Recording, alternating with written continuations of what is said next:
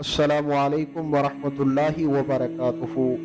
ناظرین، اگر ابھی تک آپ نے ہمارے چینل کو سبسکرائب نہیں کیا تو ہمارے چینل کو سبسکرائب کر لیں اور ساتھ میں لگے بیل کے آئیکن کو ضرور پریس کریں تاکہ ہماری آنے والی ہر نئی ویڈیو کا نوٹیفیکیشن آپ کو بآسانی مل سکے۔ تو چلتے ہیں آج کے عنوان کی طرف۔ آج کی ویڈیو کا عنوان ہے شداد کی جنت۔ یہ آپ قوم عاد کی آندھی کے عنوان میں سن چکے ہیں کہ قوم عاد کا مورے سے آلہ عاد بن اوس بن ارحم بن نوح ہے۔ اس عاد کے بیٹوں میں شداد بھی ہے۔ یہ بڑی شان و شوکت کا بادشاہ ہوا ہے۔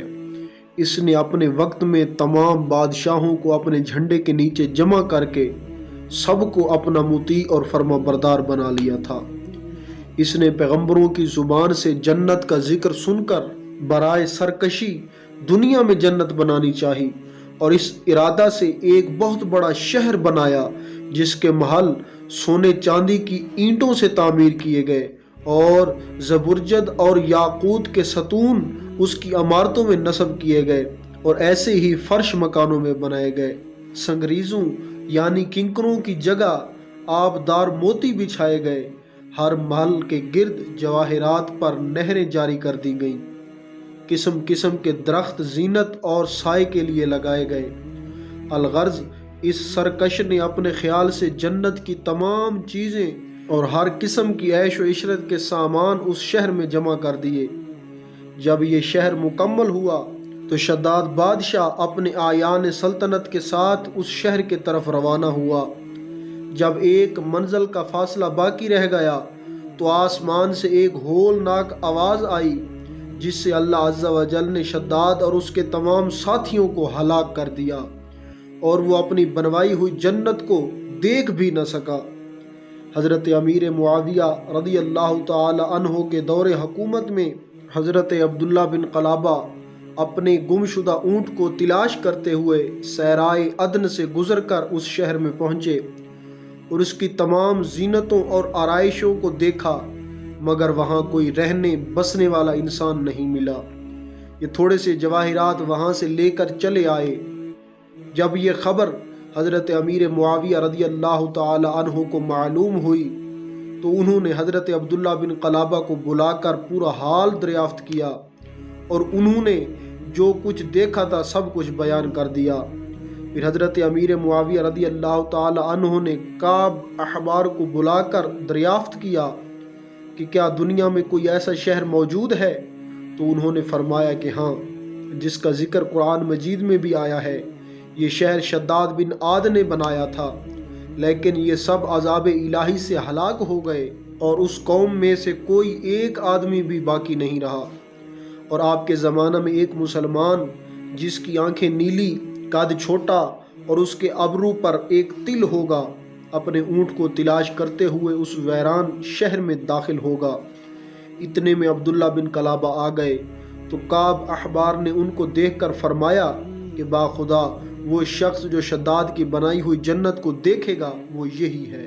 قوم عاد اور دوسری قوموں کا حال بیان کرتے ہوئے قرآن مجید نے ارشاد فرمایا کہ ترجمہ کہ تم نے دیکھا کہ تمہارے رب نے عاد کے ساتھ کیسا کیا۔ ارحم کے لوگ سیتون جیسے قد والے کہ ان جیسا شہر میں پیدا نہ ہوا، اور سمود کے ساتھ جنہوں نے وادی میں پتھر کی چٹانیں کاٹیں، اور فرعون کے ساتھ جو میخوں والا تھا جنہوں نے شہر میں سرکشی کی، پھر ان میں بہت زیادہ فساد پھیلایا تو ان پر تمہارے رب نے عذاب کا کوڑا برسایا۔ درس ہدایت: اللہ عز و جل کو بندوں کی سرکشی اور تکبر و غرور بے حد ناپسند ہے۔ اس لیے خداوند قدوس کا دستور ہے کہ ہر سرکش اور متکبر قوم جس نے زمین میں اپنی سرکشی اور ظلم و عداوت سے فساد پھیلایا، اس قوم کو قہر الہی نے کسی نہ کسی عذاب کی صورت میں ظاہر ہو کر ہلاک و برباد کر دیا۔ شداد اور قوم عاد کے دوسرے افراد سب اپنی سرکشی اور تکبر کی وجہ سے خدا کے مبعود ٹھہرے، اور جب ان لوگوں کا تمرد اور ظلم و عدوان اس درجہ بڑھ گیا کہ روئے زمین کا ذرہ ذرہ ان کے گناہوں اور بدعمالیوں سے بلبلا اٹھا تو خداوند قہار و جبار کے عذابوں نے ان سب سرکشوں اور ظالموں کو تباہ و برباد کر کے صفائے ہستی سے حرف غلط کی طرح مٹا دیا۔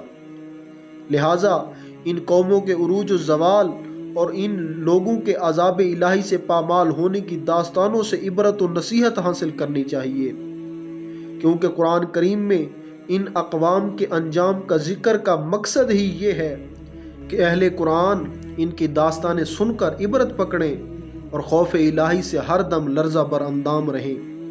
مسلمانوں کو لازم ہے قرآن مجید کی کثرت سے تلاوت کریں اور ترجمہ و تفسیر بھی پڑھا کریں اور ان اقوام کی ہلاکت سے عبرت حاصل کریں اور ہر وقت توبہ و استغفار کرتے رہیں اور ہر قسم کی بد اعتقادیوں اور بد اعمالیوں سے ہمیشہ بچتے رہیں اور اعمال صالحہ کی کوشش کرتے رہیں، اور خبردار ہرگز ہرگز مال و دولت کے غرور اور گھمنڈ میں سرکشی و تکبر نہ کریں، بلکہ ہمیشہ دل میں خوف خدا رکھ کر تواضع و انکساری کو اپنی عادت بنائیں اور جہاں تک ہو سکے اپنی زندگی میں اچھے اعمال کرتے رہیں۔